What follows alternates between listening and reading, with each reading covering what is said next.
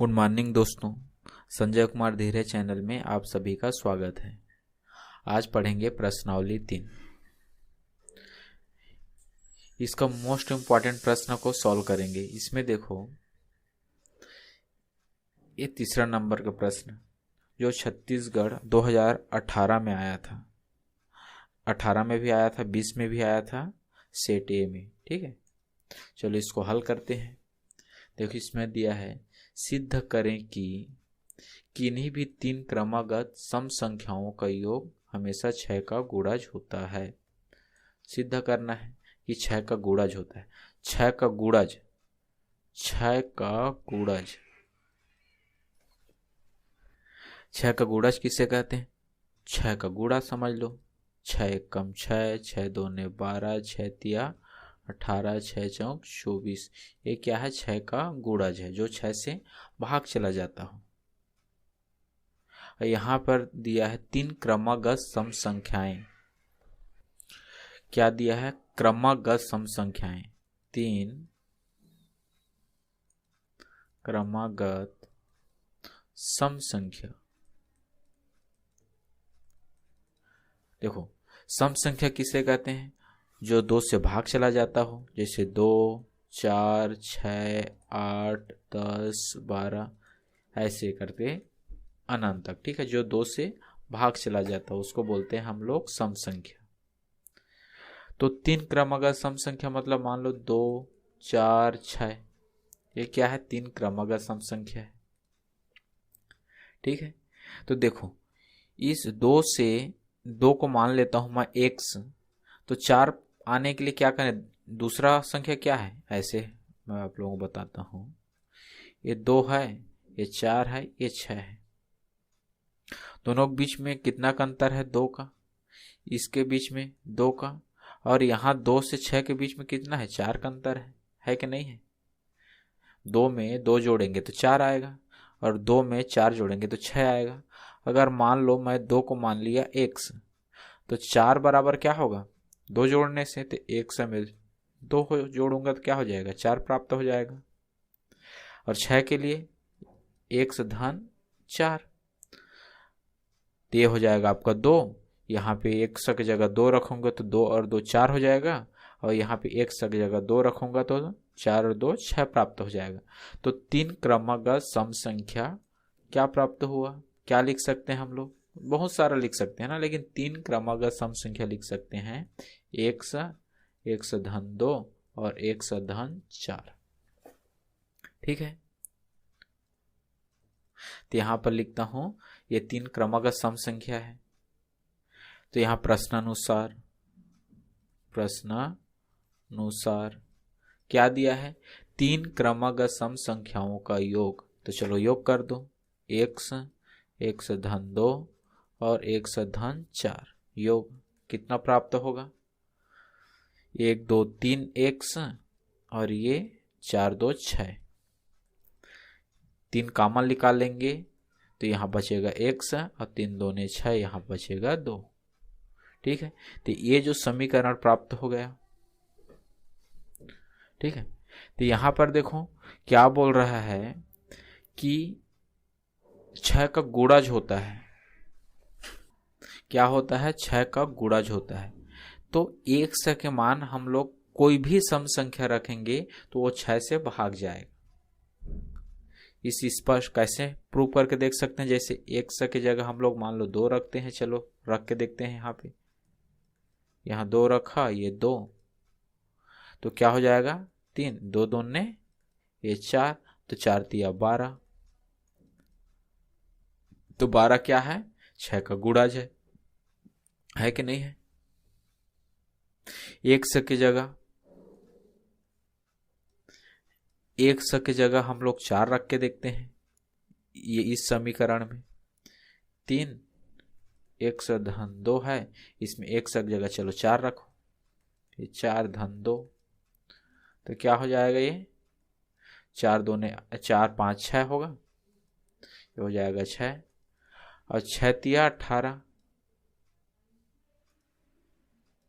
जो 18 है ये भी देखो 6 का गुणज है।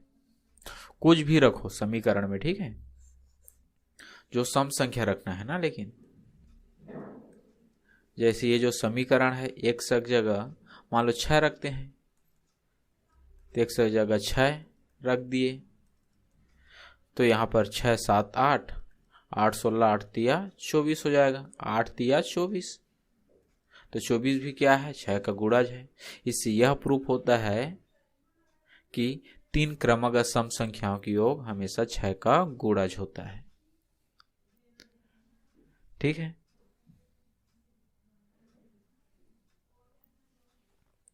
अब दूसरा प्रश्न देखते हैं। चलो दूसरा चौथा को हल करते हैं। ये भी आया था 2020 में। ठीक है, ये भी इम्पोर्टेंट प्रश्न है। तो हल यहाँ पे समीकरण को लिख लेते हैं एक बार। 2n धन 3 का वर्ग ऋण 2n ऋण 3 का वर्ग। अब एक चीज बताओ, यहाँ पे देखो वर्ग है, कोष्ठक बाहर में क्या है, वर्ग है कि नहीं। तो ये धन b का वर्ग का फार्मूला क्या होता है बताओ। यहाँ मैं साइड में लिखता हूँ, a धन b के वर्ग का फार्मूला क्या होता है, सूत्र होता है a का वर्ग b का वर्ग धन 2ab। और a ऋण b के वर्ग का क्या होता है सूत्र, a का वर्ग धन b का वर्ग ऋण 2ab होता है। इसको आप लोगों को याद करना है, अगर नहीं आता है तो। ये है सूत्र। ठीक इसी प्रकार यहाँ पर देखो, a बराबर क्या है, यहाँ पे 2n है और b बराबर है 3। a बराबर क्या है, 2n है और b बराबर है 3। इसका विस्तार कर देंगे सूत्र के हिसाब से। ठीक है, तो a क्या हो जाएगा, 2n का वर्ग, a का वर्ग मतलब 2n का वर्ग धन b का वर्ग मतलब 3 का वर्ग, ऐसे। ठीक है, और प्लस 2 है तो 2 गुणा a क्या है, 2n है और b क्या है, 3 है। लिख दिया मैं। ऋण है, ऋण चिन्ह लगा दो, फिर कोष्ठक अंदर। इसको थोड़ा मैं नीचे लिखता हूँ। ठीक है, नीचे कर देता हूँ ये यहाँ पे ऐसे। 2n माइनस 3 ऋण 3, इस पूरे को वर्ग को विस्तार करेंगे तो 2n का वर्ग मतलब a का वर्ग मतलब क्या होगा, 2n का वर्ग। ठीक, धन धन है तो धन b का वर्ग मतलब 3 का वर्ग। यहाँ पे ऋण चिन्ह आएगा, यहाँ बीच में ऋण है तो ऋण चिन्ह आएगा ऐसे। 2 है तो 2 लिखेंगे। a की जगह क्या लिखेंगे, 2n। b की जगह लिखेंगे 3। ये ठीक है। अब देखो अगला, ये क्या हो जाएगा, 2 का वर्ग लिख सकते हैं इसको, 2 का वर्ग और n का वर्ग। 3 का वर्ग मतलब 3 तिया 9। ये क्या हो जाएगा, 2 दूने 4 तिया 12n ऋण। ये कितना हो जाएगा, 2 का वर्ग और n का वर्ग धन है तो धन 3 तिया 9 और ये ऋण 2 दूने 4 तिया 12n। ठीक है, अब ये हो जाएगा 2 दूने 4 n का वर्ग धन 9 धन 12n। अब देखो ऋण है तो बाकी सबके साथ क्या करेगा, वो गुणा करेगा। कोष्ठक हटाएंगे तो ऋण 2 दूने 4 n का वर्ग हो जाएगा, ये ऋण 9 हो जाएगा। ऋण है, ये ऋण ऋण क्या हो जाता है, गुणा होने से धन हो जाता है, ये 12n। देखो 4n का वर्ग है, ऋण 4n का वर्ग है, कैंसिल हो जाएगा। 9 से 9 कैंसिल हो जाएगा। अब क्या बचा, 12n तो ये कितना हो जाएगा, 24n।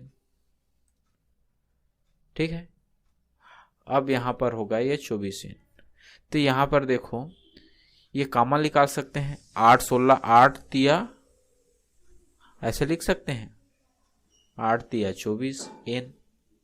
तो प्रश्न में क्या बोला है कि एक गुणनखंड, ये जो दिया है का एक गुणनखंड 8 है और n एक प्राकृत संख्या है, का एक गुणनखंड 8 है कि नहीं है देखो।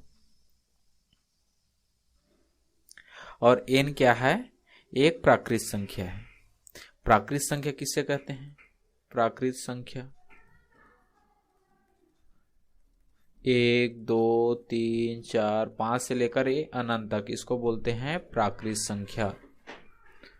तो n क्या है, एक प्राकृत संख्या है और इसका एक गुणनखंड क्या है, 8 है। तो ये प्रूफ होता है। तो यहां पर लिख सकते हैं स्पष्ट है, स्पष्ट है कि 2n धन 3 का वर्ग ऋण 2n ऋण 3 का वर्ग का एक गुणनखंड क्या है, 8 है। ठीक है। और जहां n क्या है, एक प्राकृत संख्या है, प्राकृत संख्या है। अब कुछ भी लिख सकते हैं, n रख सकते हैं यहाँ पे, 3 एक कम 3, 8 16 8 24 होगा। 2 रखेंगे तो भी 8 तो 1 तो 8 तो आ ही रहा है ना, एक गुणनखंड 8 सिद्ध हो ही रहा है। ठीक है।